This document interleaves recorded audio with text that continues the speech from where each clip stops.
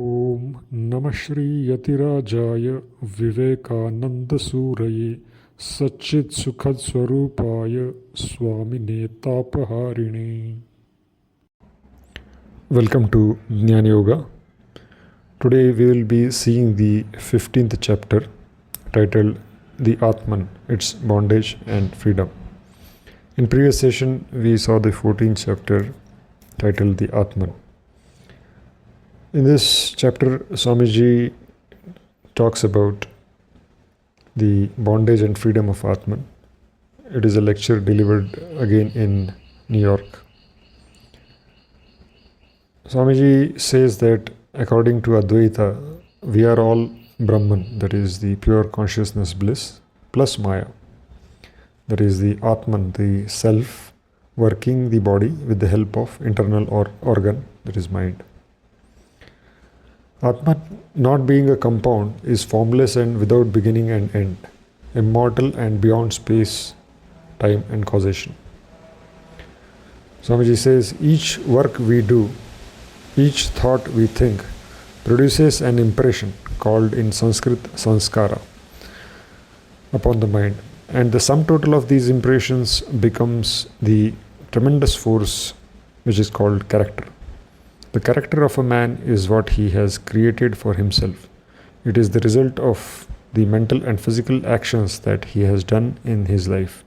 The sum total of sanskaras is the force which gives a man the next direction after death. So sanskaras are the repository of all the thoughts and actions that a soul has done. It guides the journey of the soul through different bodies. These sanskaras survive the death of gross body, and then it takes up a new form. It is like a whirlwind. Swamiji in fact gives the example of a cyclone or tornado whirlwind, where the cyclic force of the circular force of the wind picks up the matter lying around and creates a solid shape. So this whirl force of prana with sanskaras, this creates bodies after bodies, but finally it also dissolves in Atman, and the reality of Atman, that is Brahman alone, remains in its infinite glory. That is the moksha, the ultimate liberation. Another example of sanskaras guiding the future birth, Swamiji gives that of a ball being hit by mallets. Suppose a ball is being hit by mallets from different directions, and then the force with which the ball goes out of the door will be the resultant of all the hittings it received from the mallets.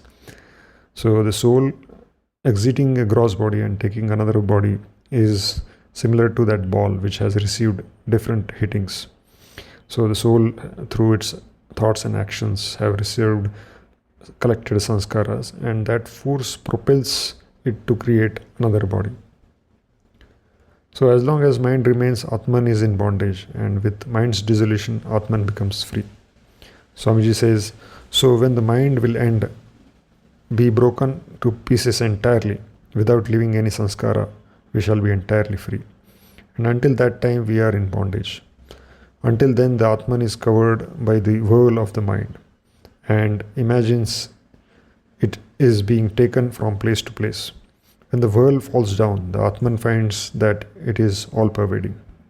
It can go where it likes, is entirely free, and is able to manufacture any number of minds or bodies it likes.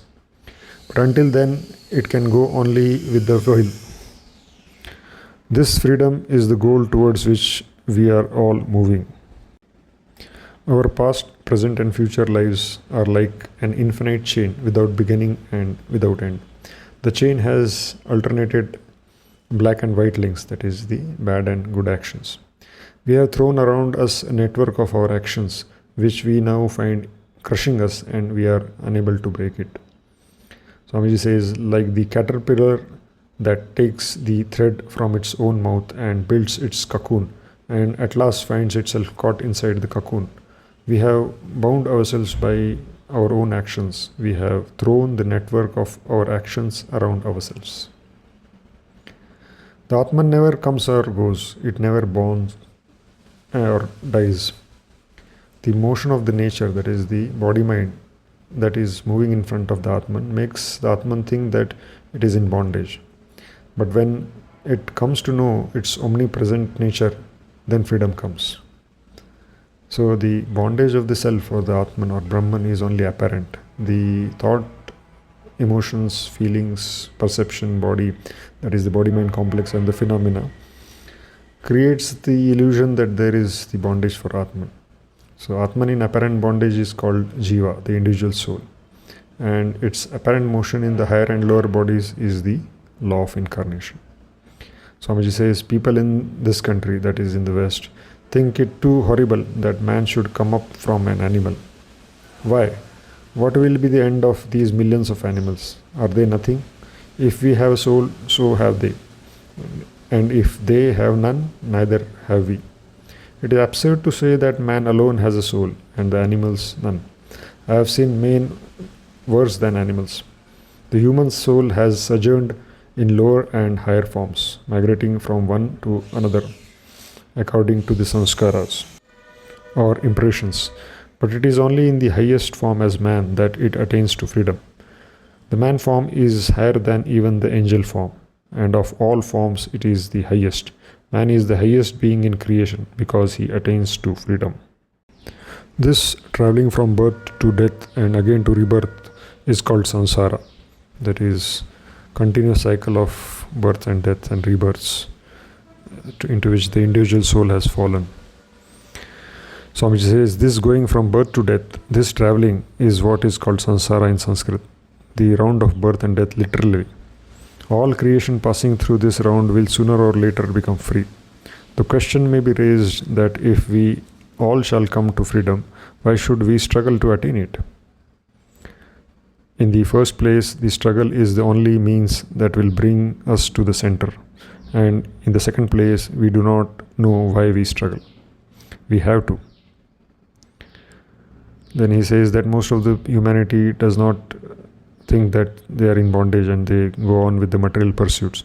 But some are awakened, and these awakened spiritual aspirants struggle consciously to get free, while the rest do it unconsciously. Then Swamiji again gives the example of the dice thrown infinitely. He had given that in the lecture Immortality, where we saw that if the dice is played infinitely, there would be a chain of numbers which will repeat again and again and again. Similarly, Swamiji had also given in that lecture the example of Chicago Ferris wheel, wherein the baskets move in the wheel while people sit and then make a round and then come out. So he had pointed out the cyclic nature of all forms. They repeat ad infinitum, and souls sit in those bodies and experience that thing and then get liberated.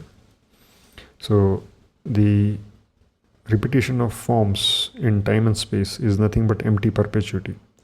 Swamiji says, so long as there is desire or want, it is a sure sign that there is imperfection. A perfect free being cannot have any desire. God cannot want anything. If he desires, he cannot be God. He will be imperfect. So all the talk about God desiring this and that and becoming angry and pleased by turns is baby's talk, but means nothing. Therefore, it has been taught by all teachers, desire nothing, give up all desires and be perfectly satisfied. So in this brief lecture, Swamiji points out how the movement of body-mind into different births, that is the motion of samsara, creates the illusion of bondage for the Atman, and when desires are given up, the bondage is gone and Atman realizes its freedom. In the next chapter, which is the last chapter of Jnana Yoga, Swamiji will take up the theme, the real and the apparent man. Om Tat Sat.